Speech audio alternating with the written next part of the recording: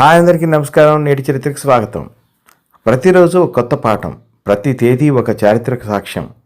ఈరోజు మార్చి 17. ఈ రోజున ప్రపంచవ్యాప్తంగా మరియు మన దేశంలో జరిగిన ముఖ్యమైన సంఘటనలు ఏంటో ఇప్పుడు మనం తెలుసుకుందాం.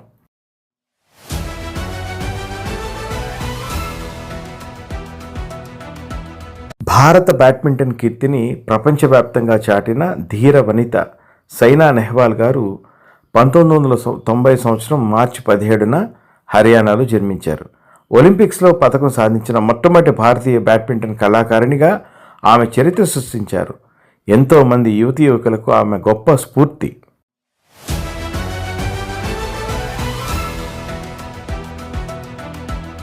భారత సంతతికి చెందిన అంతరిక్ష వీరవనిత కల్పనా చావ్లా పేరు చరిత్రలో చిరస్థాయిగా నిలిచిపోతుంది.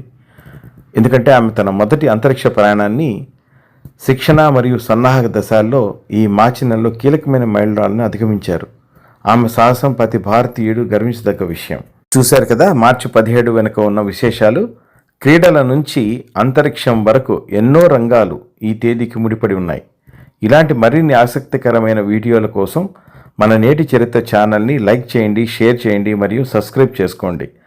రేపటి విశేషాలతో మళ్ళీ కలుద్దాం. నేను మీ రామ్. ధన్యవాదాలు.